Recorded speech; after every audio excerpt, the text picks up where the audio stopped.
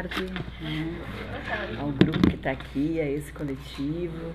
É uma alegria poder estar aqui. Agradeço a Camille pelo convite. Em nome dela, parabenizo todos que estão organizando, né, essa Semana Acadêmica de Filosofia.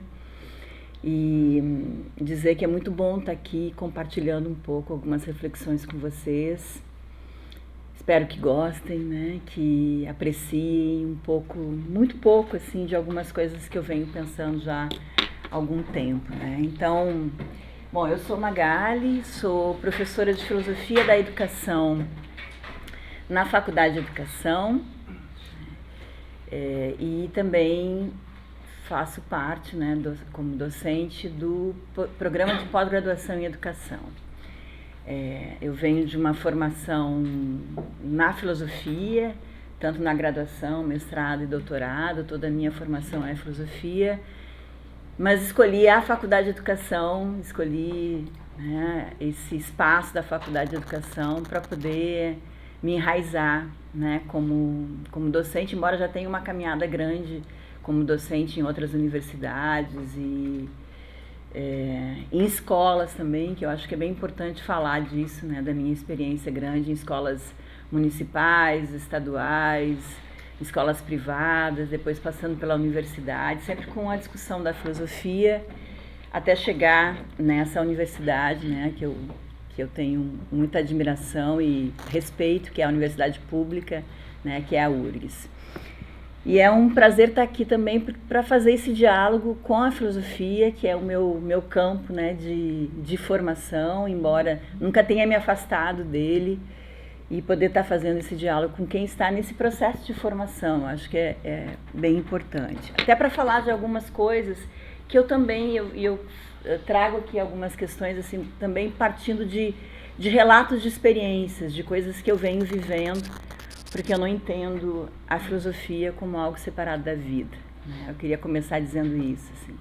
Para mim, a filosofia, ela tem uma profunda relação com a vida, com o contexto histórico, político, cultural, existencial, econômico, né, que nós vivemos, né? A filosofia, ela é a possibilidade de nós nos debruçarmos sobre esses contextos, né, para que possamos pensar com maior radicalidade o que eles estão nos dizendo, nos perguntarmos a partir desses conceitos que são fundamentais e que estão aí percorrendo o imaginário, né, de uma comunidade, poder pensar sobre esses conceitos que nós herdamos e poder pensar sobre essas realidades, problematizando essas realidades, né? Então, parto um pouco daí. Bom, eu escolhi esse tema porque é um tema, a filosofia intercultural é um tema que é um campo, vamos dizer assim, da filosofia que eu não descubro esse campo na minha formação acadêmica, né? Eu vou descobrir esse campo da filosofia intercultural muito tempo depois, quando eu estava trabalhando numa universidade e recebo um dos principais intelectuais da filosofia intercultural hoje no mundo, né, o filósofo Raul Furnet Bittencourt, que é um filósofo cubano, ainda vivo. Vou falar um pouquinho sobre ele. E eu descubro lá em 1996, talvez alguns não tenham nascido ainda, né, nesse período, mas eu descubro o Raul Furnet Bittencourt, que ele vai dar um curso nessa universidade que eu trabalhava, que era uma universidade privada, a Fevale, em Novo Hamburgo. E me encantei, assim, com algumas questões que ele trouxe nesse curso, e desde então eu comecei, para mim foi um divisor de águas, que é um pouco o que eu trago aqui para vocês. Bom, eu preparei alguns slides aqui, meio como um roteiro, porque se deixar eu fico falando aí o resto da tarde, né? Então, para que eu possa me orientar um pouquinho e não perder essa dimensão do tempo aqui, né? Eu trago aqui já de início um pensamento que ele fala muito da forma como eu penso a filosofia e da forma como eu inicio comunicar algumas questões aqui para vocês, né? Então, Ortega y Gasset vai dizer: frente à razão pura físico-matemática, existe uma razão narrativa, para compreender algo humano, pessoal ou coletivo, é preciso contar uma história.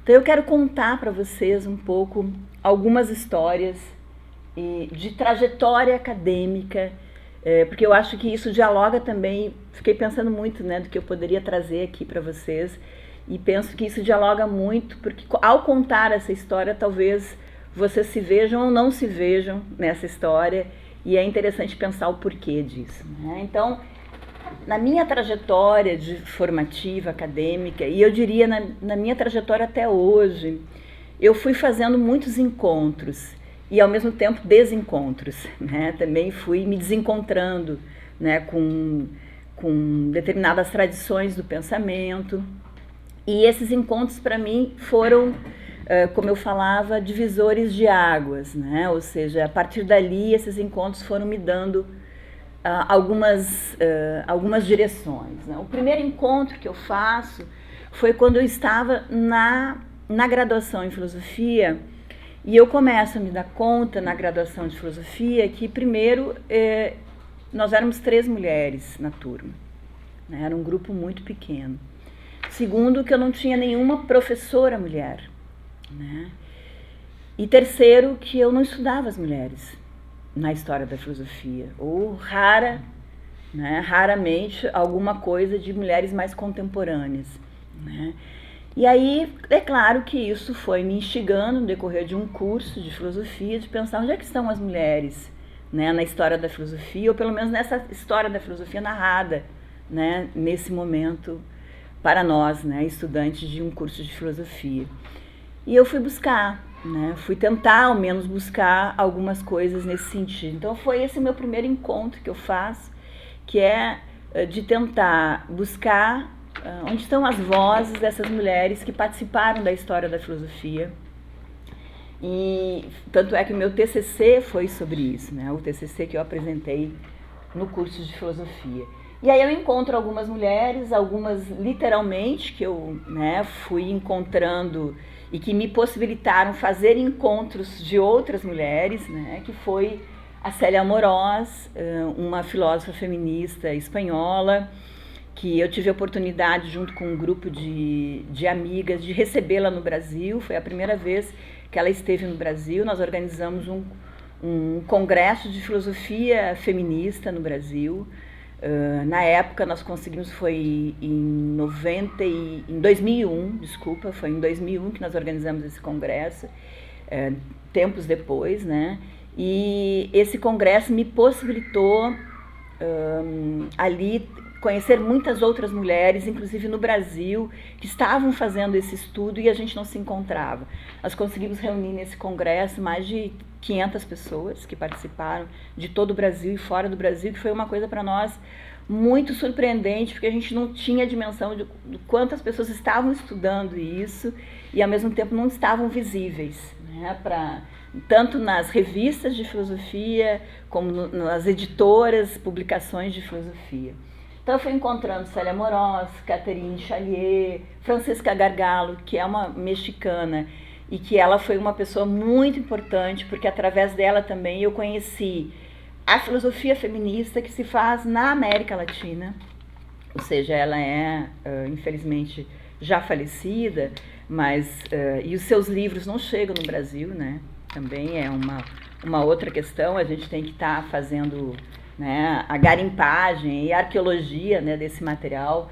Então conheço Francisca Gargajo, Amélia Valcárcer, então são entre muitas e muitas e muitas outras mulheres que foram me dando pistas dessa história negada ou dessa história esquecida da filosofia. Foi meu primeiro encontro. O segundo encontro foi tentar, que eu venho de uma formação filosófica, então, com uma certa tradição, né, dentro da história ocidental da filosofia. Eu fiz a minha dissertação de mestrado e minha tese sobre 2 pensadores, né? De mestrado foi sobre Emmanuel Levinas, né? Eu encontro Levinas porque Levinas é um pensador que coloca a discussão do feminino como um dos pontos cardeais da sua filosofia.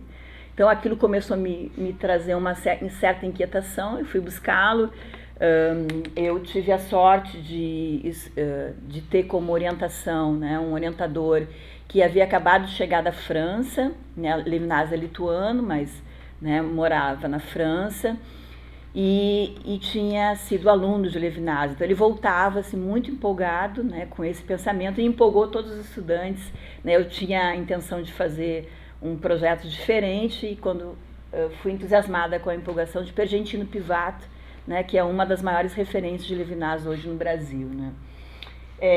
Então eu encontro Levinas, encontro Derrida, né, que é um outro pensador que dialoga muito com Levinas, então ele também vai ser o meu trabalho de doutorado, Lyotard, Blanchot, Foucault e tantas outras pessoas que eu vou encontrar dentro desse escopo, vamos dizer assim, do sul da Europa, ou seja, daquele que está... todo o norte tem seu sul, né? E todo o sul tem seu norte.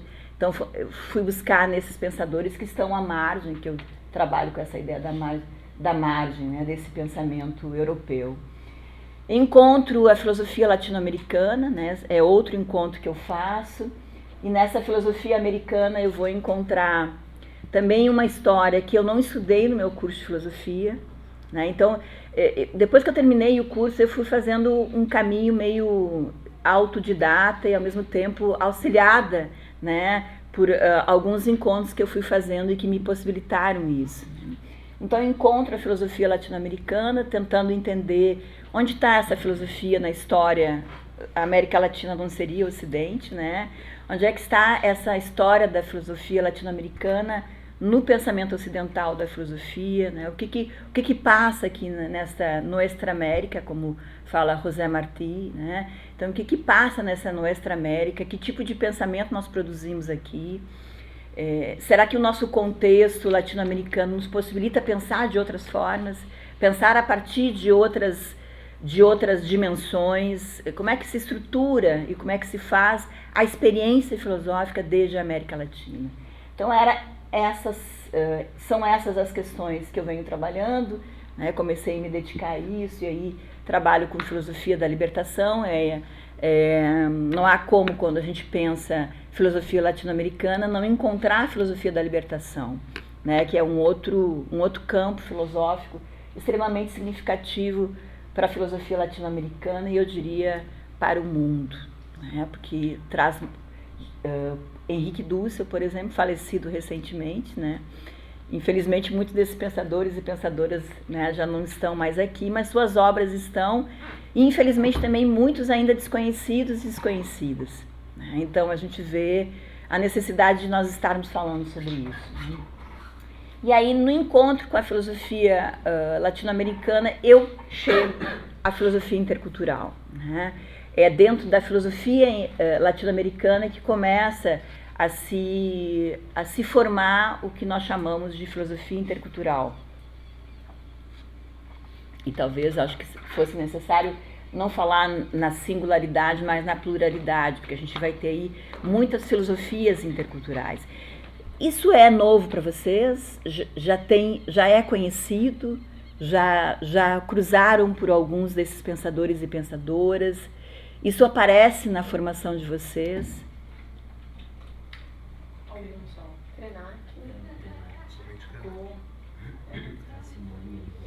Simone de Beauvoir.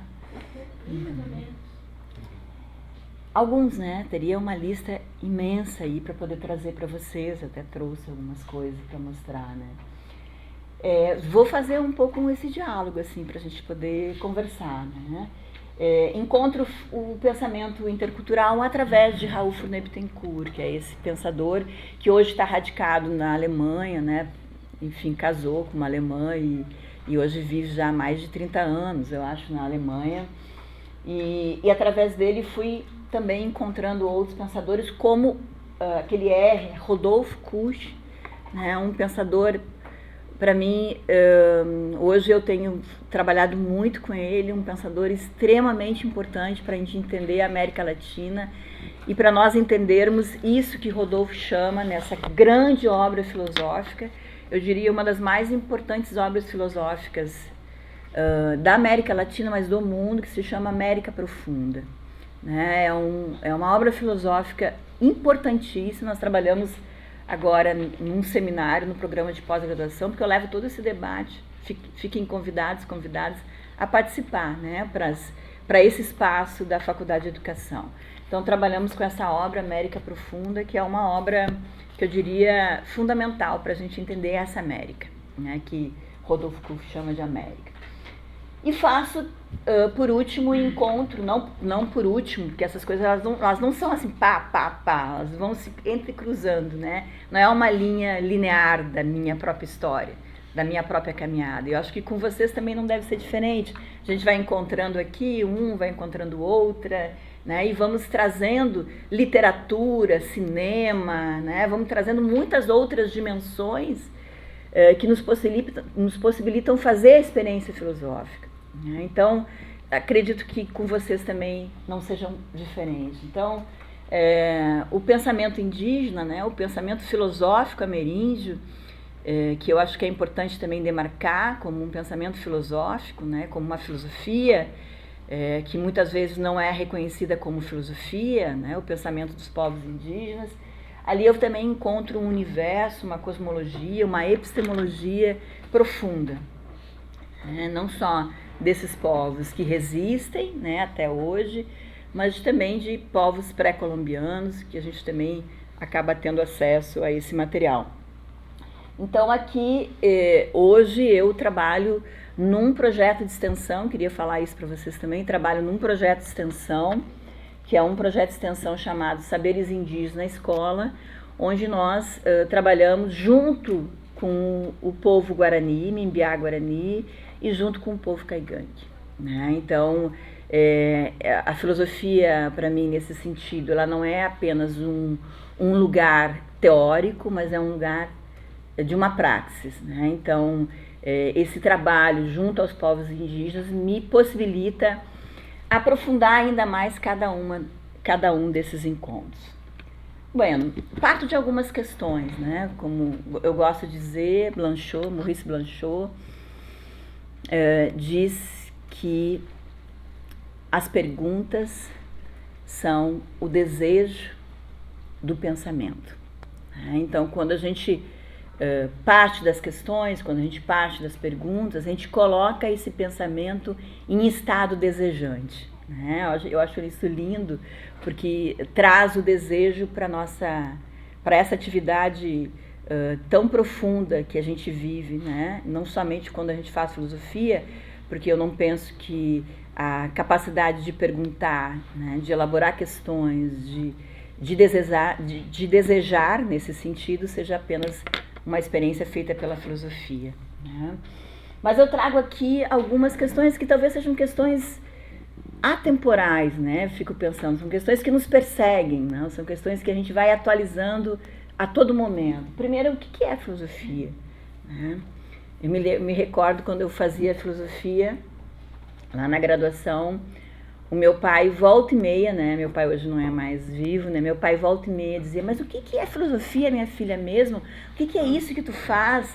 E aquela pergunta aparentemente simples, que a gente poderia dizer de uma pessoa assim, não vai saber o que é filosofia, né? Não sabe o que é filosofia? Essa pergunta aparentemente simples é uma pergunta que me mobilizava. Porque eu tinha que, de alguma maneira, ter que responder para mim mesmo, o que é filosofia? O que eu estou fazendo? De que modo eu faço isso? Qual é o sentido, né, da filosofia? E aí, essa questão é algo que a todo momento eu fico atualizando. Até porque, para que a gente pergunte ou busque responder o que é filosofia, nós temos que fazer um movimento filosófico. E parece uma coisa paradoxal, como que eu pergunto sobre algo e faço a experiência desse algo sem saber o que esse algo significa. Né? Parece que a gente está num giro constante. Né? Como fazer a experiência de algo que eu não sei exatamente o que seja? Como saber que eu faço essa experiência? Então, o que significa a experiência filosófica? Como é que a gente faz a experiência filosófica? Como é que ela nasce em nós? Ela nasce em nós, ela é uma experiência individual, ela é uma experiência coletiva, ela é uma experiência que é dada através dos livros. Como é que eu faço a experiência filosófica?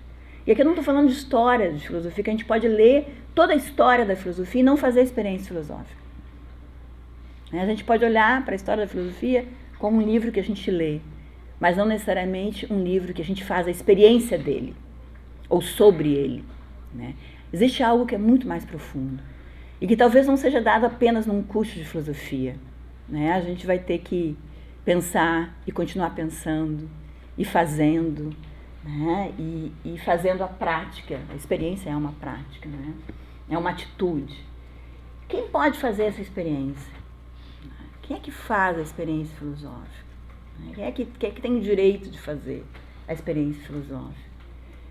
E quem é que valida essa experiência? Por exemplo, quando eu dizia para vocês, para muitos e muitas, o pensamento ameríndio não é filosofia. Né? Eu tive a grata satisfação, depois de muito tempo, sem ir a Unpof, né? A esse grande encontro de filosofia. Estava meio brigada com o Unpof, né? Aliás, muito brigada com muitos congressos onde a gente não dialoga. São congressos feitos para os nossos currículos, nossos lattes, né?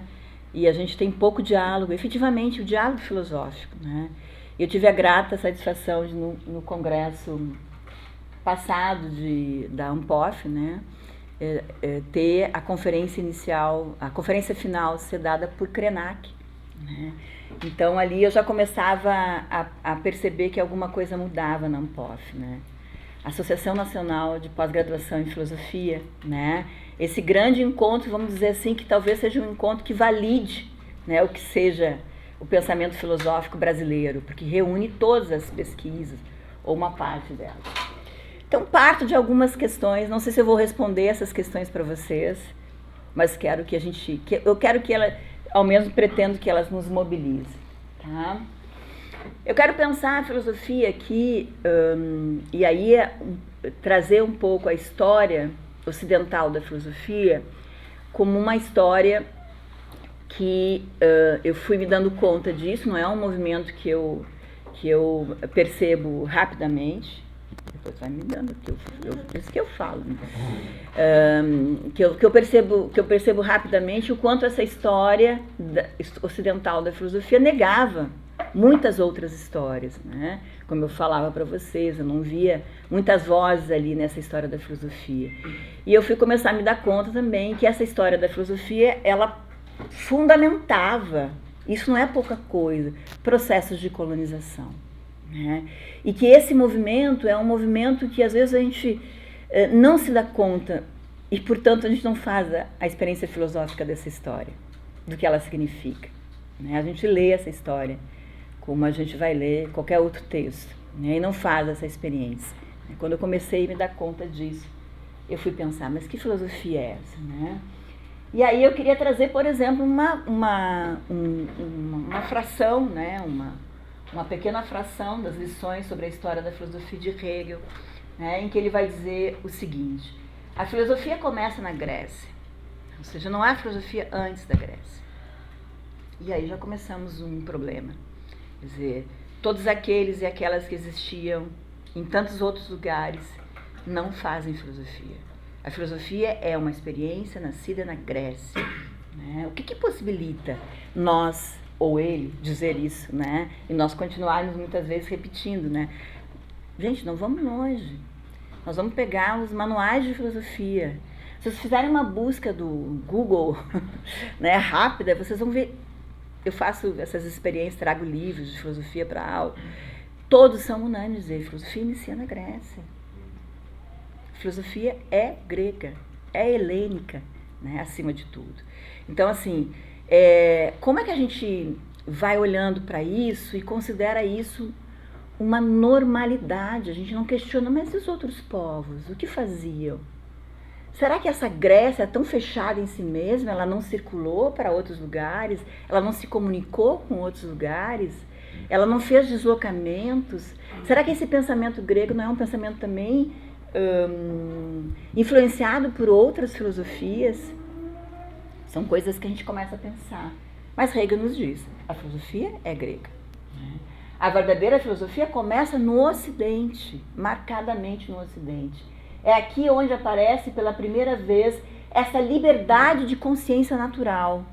Então a filosofia trazendo algo que é caro para a modernidade, que é a concepção de liberdade. A liberdade para quem? O que é a liberdade? Né? E dá voo ao espírito, essa grande razão. Né? O espírito como essa grande razão. O nome da Grécia tem para o europeu culto, sobretudo para o alemão, uma ressonância familiar. Então aqui a gente já começa a olhar para algumas coisas.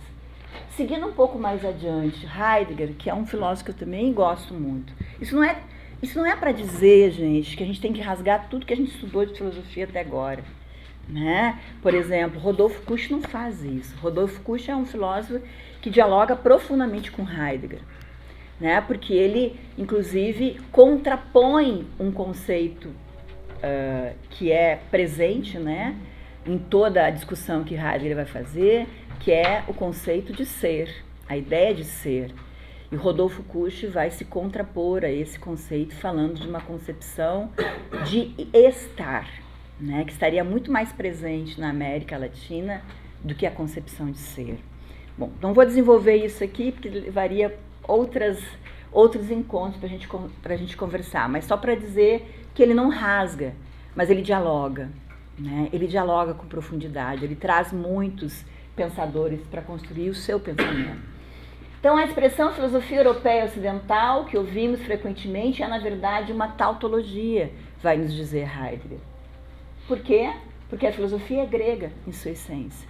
Novamente, nós vamos ver, né, isso se reproduzindo. Quer dizer aqui, a filosofia é na origem de sua essência de índole tal que, antes de tudo, foi a helenidade. Só esta o que a filosofia reclamou para desenvolver-se a si mesma. Então, só é possível filosofar em alemão, né? A gente poderia dizer. E aqui eu acho que tem uma sutileza, nem tanto sutileza assim, mas uma sutileza importante, que é essa contraposição que aos poucos essa própria filosofia helênica, né, essa filosofia grega, vai fazer entre mitos, uma consciência mítica e uma consciência do logos, né, uma racionalidade, né, entre o mito e logos, esse logocentrismo, vamos dizer assim, né, que a própria filosofia vai construindo para si própria. Então, esse elemento, se a gente for pegar, por exemplo... Olá, Priscila, querida, uma honra aqui. A gente vai pegar, por exemplo, se a gente vai olhar, por exemplo, algumas desses pensadores, né? A gente vai pegar a Grécia, aí, Priscila é uma especialista em Aristóteles, já chegamos aqui na Grécia, tá, Priscila? A gente vai pegar, a gente vai olhar o quanto essa separação entre um pensamento mítico e um pensamento do logos, dessa racionalidade, né, que o logos nos apresenta, o pensamento da razão, vamos dizer assim, ela esteve presente na própria configuração da filosofia. Mas isso não se dá de uma hora para outra. Se a gente vai pegar Platão, por exemplo, Platão ainda é um pensador que ele vai estar ainda muito envolvido nesse pensamento mítico, né? As alegorias são uma linguagem construída a partir de um pensamento simbólico, de um pensamento mítico. Então a gente não tem uma ruptura que se dá de uma hora para outra, mas chega um momento que essa ruptura acontece, né? E a filosofia, então, grega passa a ser uma filosofia que se contrapõe ao senso comum, que se contrapõe ao pensamento mítico, né, que vai fazer contrapontos para se colocar como a grande racionalidade.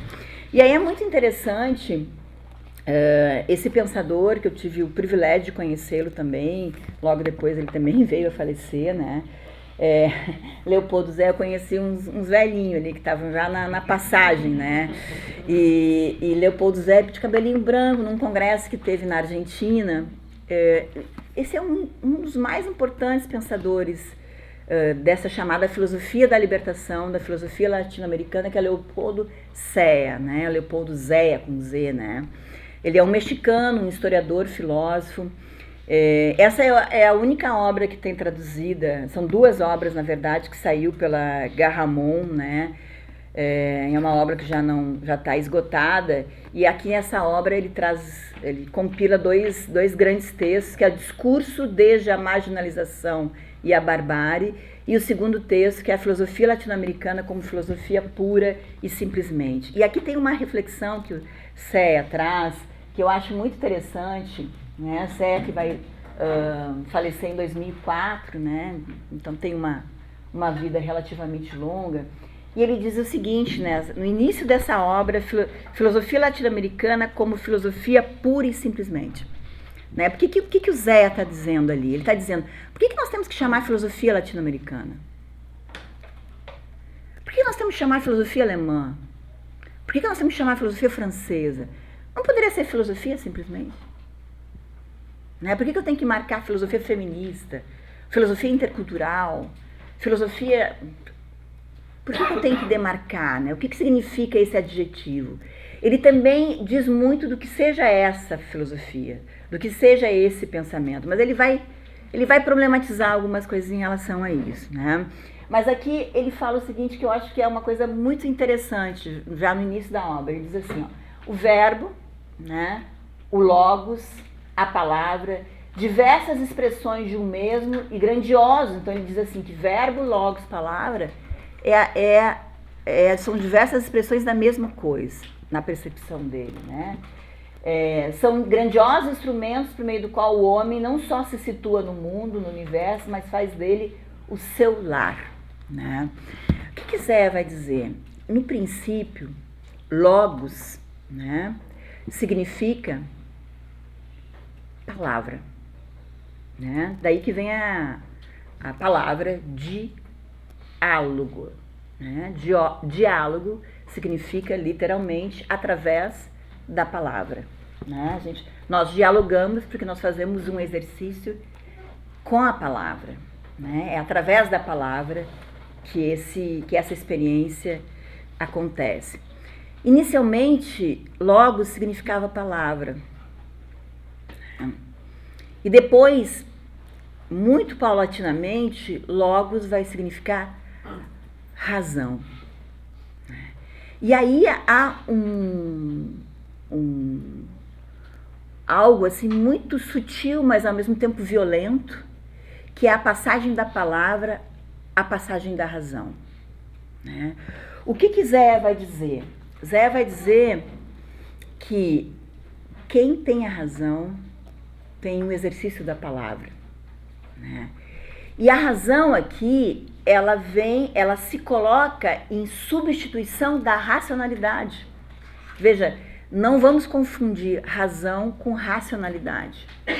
O que isso significa? Significa que a razão se torna a grande racionalidade. A grande, a única, a universal, a única possibilidade de pensarmos, a única possibilidade de estruturarmos a nossa palavra, a única possibilidade de estruturarmos os nossos conceitos, a única possibilidade, portanto, de existirmos. A razão, ela faz diluir todas as outras possibilidades de racionalidade. E a razão torna-se, o logos, razão, torna-se sinônimo de racionalidade. Então, é inadmissível pensarmos diferentes racionalidades, se a gente for pensar, né? A razão é aquela que congrega, né? E vai apaziguar isso que poderia se colocar como diferenças, né? Então, aqui, Zé vai trazer, são reflexões, assim, muito importantes, mas que nos trazem uma linha, né, de condução dessa história da filosofia. Bom, vou dar um pulo, né, porque é aí que eu quero chegar, e tudo isso era a introdução. Quanto? 33. Tá. Que eu quero apresentar para vocês um pouco, justamente o contrário, eu quero apresentar para vocês essas racionalidades. Eu quero apresentar para vocês, e precisava dizer isso, que esse projeto que a história ocidental da filosofia carrega é um projeto que se viabiliza, né, que se constitui e que se fortalece através de uma ideia de universalidade. Né? É isso que está, né, entre outras coisas, por trás desse projeto, de diferentes maneiras. Esse projeto de universalidade ele vai assumindo diferentes formas também, né, para poder cada vez mais se fortalecer enquanto um projeto. Né? Então Zé vai dizer, por exemplo, o bárbaro, né, para os gregos, o que era o bárbaro? Né? Quem era o bárbaro para os gregos? Eram aqueles que não sabiam falar a língua daquele lugar. Então, por isso, balbuciavam. Né? O balbuciar é que dá origem à expressão bárbaro. Bárbaro é aquele que é o estrangeiro, de alguma forma, que não fala a língua, que não tem a palavra, portanto, não tem a razão. Né? Eu estive agora, faz alguns dias atrás, nessa mesma sala, escutando a palavra de um grande intelectual indígena dessa universidade que hoje faz doutorado em antropologia, Dorvalino. Não sei se vocês conhecem, né? Dorvalino fez o seu mestrado na Faculdade de Educação. Eu tive o prazer de acompanhá-lo no seu mestrado. E hoje ele está aqui fazendo antropologia. Ele, como intelectual indígena, vem estudar os antropólogos. Coisa que sempre foi feita em relação a eles. Né? Então é esse mesmo o projeto dele. Ele quer estudar os antropólogos. Né? Porque os antropólogos sempre fizeram, né, das comunidades indígenas, do pensamento, da cosmologia indígena, material para suas pesquisas. Né? Então agora ele quer estudar os antropólogos, né? A partir de toda a sua reflexão. E eu escutei ele aqui. E é muito bonito, assim, emocionante Dorvalino, porque Dorvalino ele faz aqui na universidade um ritual, que é um ritual que só se faz na comunidade. E ele resolve fazer esse ritual aqui, lá perto daquele teatro ao ar livre que tem naquele espaço, né, no meio das árvores. Ele chama Macuia Caraí, né, que é uma liderança espiritual que faz o ritual. E ele diz, eu faço esse ritual aqui porque é um ritual que eu quero marcar politicamente esse espaço. Então eu trago esse ritual para dentro da academia. Né? Na comunidade, todo mundo sabe o sentido. Eu quero trazer esse ritual para cá. Depois do ritual ele vem para cá, a gente assiste a fala dele. E ele é uma pessoa que ainda tem um pouco de dificuldade de falar o português. E eu me recordo quando Dorvalino estava, que eu estava acompanhando naquela época ele mais de perto, as pessoas olhavam para o Dorvalino ou escutavam o Dorvalino e comentavam nos bastidores. Ai, coitado, tá na universidade, não sabe nem falar. Né? Como é que ele vai fazer trabalho? Como é que ele vai fazer as atividades, os trabalhos? O Dorvalino hoje faz doutorado, né? E ele faz doutorado e o fato de não saber, entre aspas, a língua de uma forma erudita, né? A língua portuguesa do colonizador de uma forma erudita, é para ele um processo de resistência. Né? Porque ele, como diz Lélia Gonzalez, uma grande filósofa brasileira, né? Também não estudada nos cursos de filosofia, né? É preciso saber que nós falamos português. E português é uma língua, né? É uma língua que traz, né, a África para dentro dela, mas que traz também essa língua do colonizador. E a gente poderia falar num caiganês, né? Parodiando aí Lélia Gonzalez. A gente poderia dizer que Dorvalino fala um caiganês, porque isso é importante. É para demarcar e é para dizer muito das coisas que nós pensamos, muitas das coisas dessa América profunda que nós vivemos é ameríndia, é indígena, e nós nem nos damos conta disso. Né? Bueno, então a gente poderia dizer que para muitos Dorvalino é um bárbaro, porque ele balbucia, né? Ele balbucia o português. Ele é estrangeiro na sua própria terra. Que maluco isso, não é? É alguém que é estrangeiro na própria terra que é dele, que sempre foi, mas não a terra que é dele no sentido capitalista, no sentido de propriedade, que para os indígenas a terra não é uma posse, né? A terra é ele, é algo muito mais profundo. Então, quando se mata a terra, né, a gente vê essa calamidade que a gente está vivendo hoje no planeta, quando se mata a terra, se mata a gente, mas não se mata a gente porque tem pessoas que vivem aqui e precisam da natureza. Se mata a gente porque nas cosmologias indígenas o rio é gente, a montanha é gente, né? Krenak, que vocês trabalharam, vai nos dizer isso, né? Quando se mata a gente como o rio, quando se mata a gente como toda essa comunidade viva, né?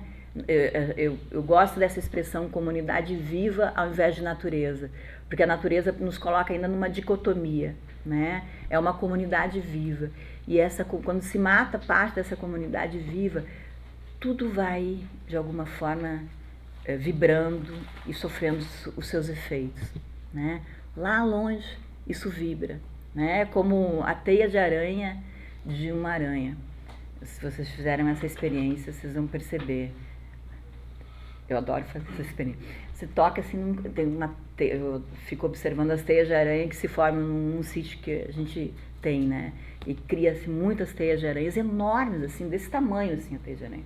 E você toca num cantinho da teia de aranha e a aranha já começa a se movimentar, né? Então, assim, ó, nós somos uma verdadeira teia de aranha. Qualquer coisinha que você mexe ali, vamos sentindo de alguma forma, toda essa comunidade viva vai sentindo. Bom, eu chego na filosofia intercultural por causa dessas questões que eu vou me perguntando, esses encontros que eu vou fazendo, né? E aí a primeira coisa que a gente poderia, talvez vocês poderiam estar se fazendo, mas o que é a filosofia intercultural, né, Magali? Afinal, o que é essa filosofia, esse campo que tu estuda, né? Afinal, o que é filosofia intercultural? Veja bem,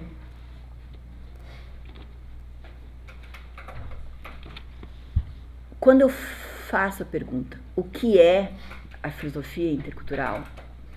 Eu faço uma pergunta que é, por demasiado grega. Porque é isso.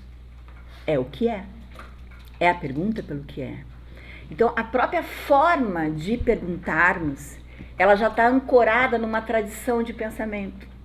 Veja o desafio, novamente, que a gente tem.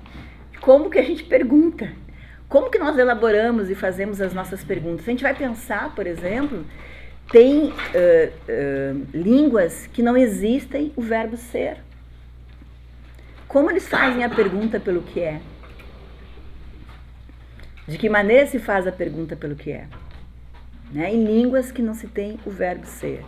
Então, a pergunta pelo que é uma pergunta por demasiado ocidental e fundamentalmente grega, né? Raul Fournier-Bittencourt vai nos dizer, que é esse filósofo que eu tenho trabalhado nos últimos anos, Raul Fournier-Bittencourt vai nos dizer, a pergunta pelo que é, ela vai novamente fazer um esforço de conceituar, né? E quando eu conceituo, de alguma maneira, eu congelo, né? Quando eu conceituo, eu coloco num lugar. Quando eu conceituo, eu defino, né? E eu tiro essa definição dessa grande teia, dessa grande comunidade viva, que faz parte do próprio pensamento também.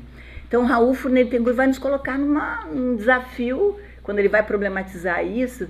Como é que eu construo as minhas perguntas, então? As nossas perguntas, né? Como que eu vou fazer essa experiência filosófica, de alguma maneira, como é que eu faço a experiência filosófica intercultural, sendo intercultural no meu próprio pensamento?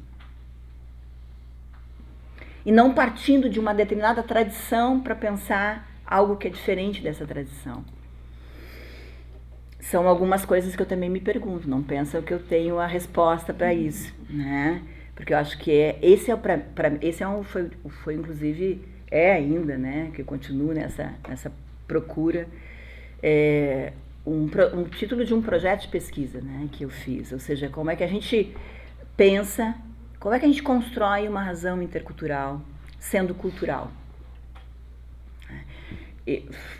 Como é que e essa pergunta, para mim, ela tem um aspecto muito prático, porque como eu tenho essa experiência privilegiada de estar convivendo com os povos indígenas, né, Caigangue e Guarani, essa pergunta me persegue.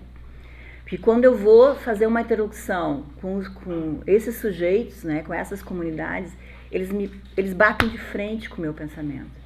Opa, cuidado com o que tu está dizendo. Né? Dar um exemplo para vocês, eu estava numa reunião e eles estavam fazendo um relato de uma situação na comunidade. E, mais que imediato, eu disse, isso é interessante de a gente pensar, porque isso mostra as relações de poder que tem dentro da comunidade. E aí um desses intelectuais indígenas olha para mim e diz assim, isso é a tua ideia de poder, isso é a tua compreensão de poder. Não significa que seja a nossa compreensão. Não significa que a tua forma de ler o que é poder pode ser uma ponte para traduzir o que nós estamos vivendo. A gente vai ter que buscar outros conceitos, gente. A gente vai ter que buscar outras categorias. Nós temos que buscar outras formas de fazer o exercício filosófico. E talvez dos grandes exercícios que eu tenho aprendido com os povos indígenas é o silêncio. Porque a nossa razão, ela é tagarela demais. Ela é muito tagarela, né? Ela nos deixa constantemente fazendo esse movimento de definir, de conceituar, né? De colocar as coisas no lugar. E quando a gente vê, né, e sente e escuta, a gente começa a fazer deslocamentos que são necessários. Bom, nem cheguei na filosofia intercultural, né? Mas talvez eu pudesse terminar aqui, né? Teria algumas coisas que falam dessa filosofia intercultural, mas terminar um pouco com uma das discussões aqui, né? Raul Fournet Bittencourt, esse grande amigo. Só para fazer uma propaganda aqui para vocês, a gente está buscando organizar um grande congresso de filosofia intercultural o ano que vem aqui na URGS. Eu quero convidar o curso de filosofia, porque a nossa ideia é trazer grandes pensadores e pensadoras, importantes pensadores e pensadoras do mundo, né, para vir aqui para conversar sobre filosofia intercultural, né? Então o Raul propôs que acontecesse no Brasil, porque esse congresso é itinerante, né? Esse ano eu tive a oportunidade de participar desse congresso no Chile. Eu caí aqui no Brasil, no Rio Grande do Sul veio a enchente, quase que eu não volto, né? Fico lá. E aí nós combinamos de o próximo congresso acontecer aqui, né? Então o Raul vai dizer o seguinte, só para trazer algumas coisas, né? A interculturalidade não é uma posição teórica, nem somente teórica, nem tampouco um diálogo entre culturas. Não é apenas um diálogo entre culturas, entre tradições filosóficas, né, a gente poderia dizer, mas quer designar, antes de tudo, uma postura ou disposição pelo qual o ser humano se capacita para e se habitua a viver suas referências com os chamados outros, compartilhando e convivendo. Ou seja, a filosofia cultural é, antes de tudo, uma postura, uma disposição. E ela é um caminho para que a gente possa rever aquilo que a gente chama de certeza de uma forma tão convicta, né? Que aquilo que nós pensamos é o correto, é o certo, que esse é o caminho. Então, a filosofia cultural nos coloca diante de muitas tradições de pensamentos e isso que eu acho que nos faz e nos coloca numa disposição ética, né? Como eu trouxe aqui no título, ético-política outra. Um outro modo de estar no mundo, um outro modo de pisar leve na terra, sabendo escutar, sabendo se escutar, né? Essa razão tagarela, mas sabendo também escutar, mesmo escutando aquela língua que a gente não entende. Porque existe algo, né, de um pensador que eu gosto muito também, que é o Arrias, que ele vai falar do coracionar, né? Existe uma razão também que é o coração e a gente tem que se abrir para ela. Então é um pouco, gente, um pouco isso.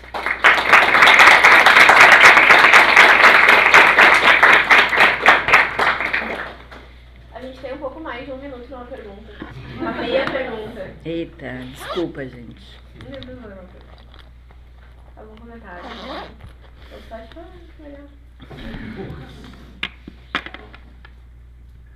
Então, a gente Fui ver se era o livro do Hegel que estava aqui segurando o microfone. Bom, eu quero agradecer, então. Espero que as perguntas fiquem aí, né?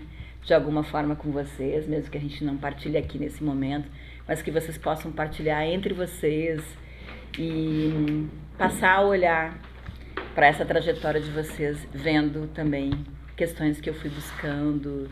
Claro, cada um tem a sua experiência, né? Mas que tenha uma linda experiência nessa trajetória.